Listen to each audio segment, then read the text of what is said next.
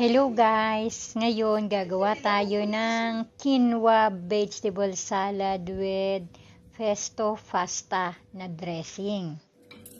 Siyempre, ito na yung mga kinat natin na different kinds of vegetables like cucumber, red cabbage, tomatoes, corn, kernel corn, and of course manga and cheese. And of course, our dressing, the pesto pasta dressing, and of course, black olives. We put oil and lemon also. Ayan, the dressing, hinahalo na natin siya para mas masarap siya. Ayan, ganyan lang kasimple ang gumawa ng quinoa vegetable salad. Ayan.